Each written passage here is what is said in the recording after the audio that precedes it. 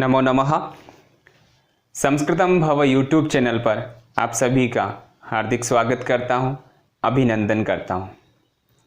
विद्यार्थियों, आज की कक्षा में लेकर आया हूं आपके पाठ्यक्रम की 10वीं कक्षा के पाठ्यक्रम में स्थित स्पंदना नामक पुस्तक का जो इंडेक्स है, यानी कि हिंदी में कहें तो विषयानुक्रमणी है, वो आपके लिए मैं लेकर आया हूं।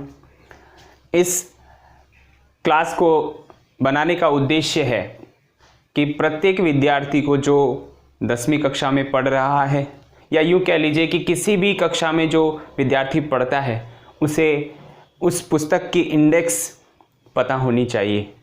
उसे पता होना चाहिए कि वह कौन सा पाठ पढ़ रहा है और किस उद्देश्य को लेकर के पाठ पढ़ रहा है। तो यही उद्देश्य मेरा है कि क्योंकि 10वीं बोर्ड है और ये विषयानुक्रमणी जो आप देख रहे हैं बोर्ड पर, तो ये तो बहुत ही इम्पोर्टेंस रखती है। क्यों रखती है? क्योंकि हमने पाठ्यक्रम में देखा, पिछली कक्षा में देखा कि आपके एक प्रश्न व्याख्या के लिए आ रहा है, एक प्रश्न हिंदी अनुवाद के लिए आ रहा है, और दूसरा प्रश्न जो गद्य से रिलेटेड है वो भी हिंदी अनुवाद के लिए आ रहा है। नाट्यांश की व्याख्या आ रही है। तो जब भी कभी भी व्याख्या पूछे, आपको भावार्थ पूछे या हिंदी अनुवाद पूछे, तो उसमें आपको सप्रसंग लिखना होता है। यानी कि आपको लिखना होता है कि ये कहाँ से उद्धृत है, ये पाठ या ये गद्यांश या और आदि।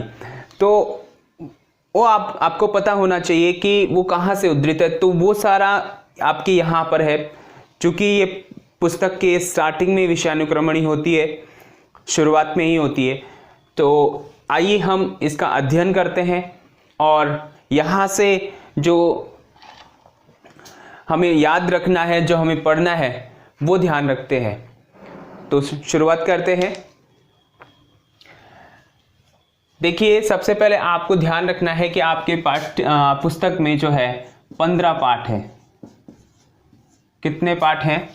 15 पाठ हैं, यानी पंचदश पाठः सन्ति भवतां पुस्तके,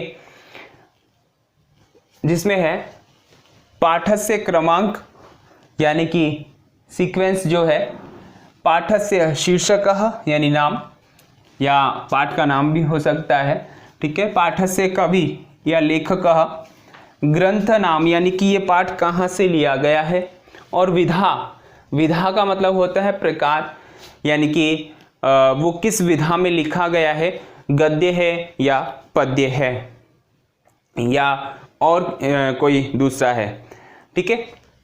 तो देखिए, पहला पाठ, प्रथमः पाठ, जिसका नाम है जय सुर भारती।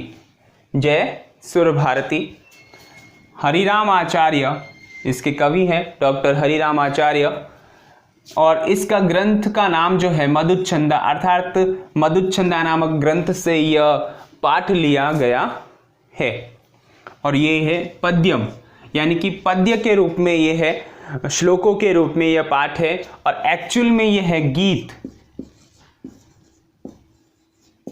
तो गद्य को हम गा नहीं सकते, पद्य को हम गाते हैं, इस वजह से ये गीतम, आप इसको कह सकते हो, गीत है ये, ठीक है ना।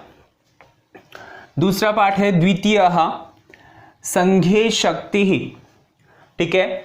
हाँ, एक अर्थ भी समझ लीजिए, जय सुर भारती का मतलब है माँ भारती की, माँ सरस्वती की जय हो, ठीक है। संघे शक्ति यानी संगठन में शक्ति होती है या संगठन में शक्ति है। इसके जो कवि हैं नारायण पंडितः, ठीक है, इसको पंडित नारायण भी बोलते हैं।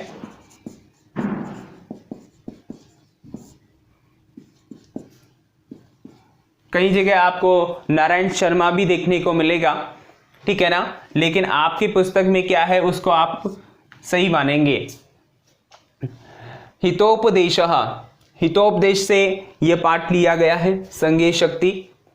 और इसका जो प्रकार है, विधा जो है वो है गद्यम, यानी गद्य रूप में लिया गया है। तृतीयः पाठः, तीसरा पाठ है स्वराष्ट्र गौरवम। स्वराष्ट्र गौरवम यानी अपने राष्ट्र का गौरव। यहाँ कोई कवि नहीं है क्योंकि ये संकलित है। संकलित होने का मतलब है कि अन्य पाठों से, मतलब एक श्लोक कहाँ से दूसरा श्लोक कहाँ से, ऐसा संग्रहित किया गया है। इस वजह से कोई यहाँ पर कवि नहीं है और कोई ग्रंथ नहीं है, लेकिन इसकी विधा है पद्य, यानी यह श्लोक है। फिर आगे है चतुर्थः पाठः, चौथा पाठ, जृंभस्व सिंहः दंतास्ते गणयिष्ये। ठीक है, जृंभस्व सिंहः यानी कि ठहरो सिंह, हे शेर तुम ठहरो, दंतास्ते गणयिष्ये मैं तुम्हारे दांत गिनूंगा। ठीक है, कालिदासः, कालिदास इसके लेखक हैं और जो ग्रंथ है जहाँ से उद्धृत है वो है अभिज्ञान शाकुंतलम। अभिज्ञान शाकुंतलम है और अभिज्ञान शाकुंतलम का भी 7वां अंक है। ठीक है, अभिज्ञान शाकुंतलम का भी 7वां अंक है, वहां से लिया गया है। नाट्यम, ये नाट्य है, नाटक है, नाटक का अंश मात्र है। 5वां है पंचमः पाठः वाक्येली। वाक्येली का मतलब प्रहेलिका या पहेली। ठीक है, तो चूंकि पहेली है और किसी ग्रंथ विशेष से ली नहीं गई है, बस बना करके लिखी गई है या अन्य ग्रंथों से संग्रहित है, इस वजह से यहाँ कोई कवि नहीं है, कोई ग्रंथ नहीं है, लेकिन इसका जो विधा है वो है पद्य, यानी श्लोकों में ये है। आगे है षष्ठः पाठः महाराणा प्रतापः। महाराणा प्रतापः, इसमें भी आपको कोई कवि नहीं मिलेगा और ना ही कोई ग्रंथ का नाम है। इसकी विधा जो है वो है गद्यम, गद्य है। आगे है सप्तमः पाठः, 7वां पाठ, लोकहितम मम करणीयम, मेरे द्वारा लोकहित करना चाहिए। ये शीर्षक पाठ का है और इसके रचयिता हैं डॉक्टर श्रीधर भास्कर वर्णेकरः। डॉक्टर श्रीधर भास्कर वर्णेकरः। ये किसी ग्रंथ विशेष से नहीं लिया गया है, चूंकि यह गीत है और ये अपने आप में एक अलग कविता है, अलग गीत है। ठीक है, जो डॉक्टर श्रीधर भास्कर वर्णेकर द्वारा लिखा गया है। पद्य है, आप इसे गीत भी कह सकते हो। आगे है अष्टमः पाठः। अष्टमः पाठः कर्मयोगी स्वामी केशवानंदः। कर्मयोगी स्वामी केशवानंद। डॉक्टर विक्रमजीतः, डॉक्टर विक्रमजीत इसके लेखक हैं। उद्धृत ग्रंथ कोई सा नहीं है और इसकी विधा है गद्य। आगे है नवमः पाठः। नवा पाठ भारत वैभवम। भारत वैभव यानी भारत वैभव के विषय में यहाँ पर बताया गया है और इसके लेखक है श्रीजी महाराज और इसके उद्धृत ग्रंथ का नाम है भारत भारती वैभवम। भारत भारती वैभवम और ये पद्य में है, यानी श्लोकों में है। 10वां पाठः सुभाषित रत्नानि। सुभाषित रत्नानि यानी अच्छी बातें। सुभाषित रत्न, इसका कोई कवि नहीं है और कोई लेखक नहीं है, क्योंकि यहाँ पर जो श्लोक हैं वो विभिन्न ग्रंथों से संग्रहित कर एक जगह किए गए हैं। इस वजह से यहाँ पर कोई लेखक, कोई ग्रंथ नहीं है और ये पद्य विधा में लिखा गया है। 11 स्वदेशम कथम रक्षेयम। स्वदेशम, स्वराष्ट्र, कथम किस प्रकार से, रक्षेयम रक्षित हो सकता है, बचाया जा सकता है। इसके लेखक हैं डॉक्टर नारायण शास्त्री कांकरः और यहाँ ये अपने आप में रचना है, एक सेपरेट रचना है, इस वजह से यहाँ पर कोई ग्रंथ नहीं है और ये नाट्यांश है, नाट्य का अंश है, यानी कि इन्होंने जो स्वदेशम कथम रक्षेयम ये एक नाटक का अंश मात्र है। फिर आगे है अंश मात्र होने का मतलब यहाँ एकांक नाटक है, ये एक अंक वाला है। ठीक है, फिर आगे है 12 मरुसौंदर्यम। मरुसौंदर्यम यानी कि मरुसौंदर्य, मरु की सुंदरता, मरुस्थल की सुंदरता के विषय में यहाँ पर बताया गया है। राजस्थान के जो अधिकांश प्रदेश जो मरुस्थलीय है वह उस विषय में बताया गया है और लेखक हैं पंडित विद्याधर शास्त्री। और जो काव्य है वो काव्य है यानी कि ग्रंथ है हरनामामृतम। ठीक है, इस काव्य से यहाँ पर कुछ पद्य लिए गए हैं। ठीक है, 12 पद्य यहाँ पर लिए गए हैं और ये पद्य यानी कि श्लोकों के रूप में है। विधा त्रयोदश पाठ है महाराजः सूरजमल्लः विजयते। महाराज सूरजमल की जय हो या विजय होती है। डॉक्टर विक्रमजीतः इसके लेखक है और पंचतंत्र से इसका कोई उद्धृत ग्रंथ नहीं है जो कि गद्य में है। चतुर्दश पाठः यो यद्वपति बीजम ही लभते तादृशम फलम।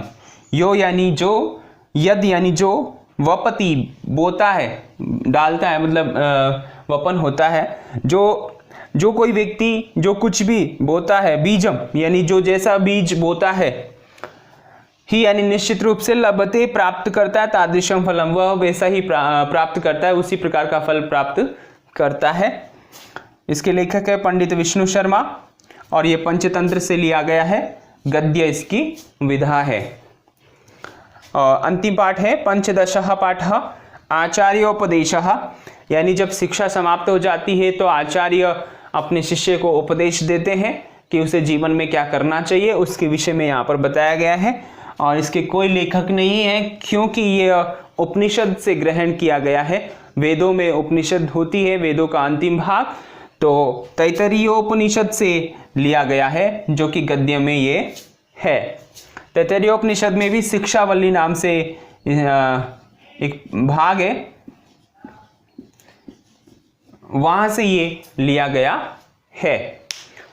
तो आपके सामने मैंने कुछ विशेष ज़्यादा नहीं बताया आपको। यहाँ पर इनके नाम और लेखक के नाम और मतलब ग्रंथ के नाम आपको मैंने बताए हैं।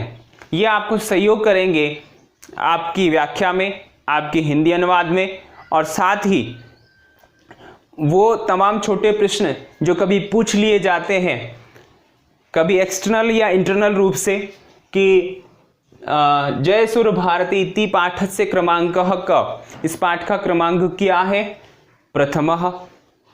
ठीक है, उल्टा भी पूछा जा सकता है कि भवतां पाठ्य पुस्तकस्य पंचमः पाठस्य शीर्षकः क, आपकी पाठ्य पुस्तक के पंचम पाठ का शीर्षक क्या है, तो वाक्येली। ठीक है, जैसा कि पहले पाठ में तो दे भी रखा है कि जय सुर भारती। ठीक है, इति पाठ से लेखक का डॉक्टर हरिराम आचार्य। ठीक है, तो ये ध्यान रखिएगा। तो इस रूप में आपको ये काफ़ी बेनिफिट देने वाली है। और अगली कक्षा में हम पहला पाठ पढ़ने जा रहे हैं। तो मैं उम्मीद करता हूँ कि आप जिन विद्यार्थियों के पास ये इंडेक्स नहीं है, अर्थात पुस्तक नहीं है, वो इसे हूबहू लिख सकते हैं। और जिन विद्यार्थियों के पास इंडेक्स है यानी कि पुस्तक है, तो उनको लिखने की ज़रूरत नहीं है। लेकिन याद दोनों प्रकार के स्टूडेंटों को ही करना है, क्योंकि अगर ये याद आप नहीं करेंगे तो आपको आगे दिक्कत आएगी और आपके ये सामने यही सवाल होगा कि ये कहाँ से है, कौन सा पाठ है, आदि आदि। उम्मीद करता हूँ कि आपको अच्छा लगा होगा। अगली कक्षा में फिर मिलूँगा, तब तक के लिए धन्यवाद।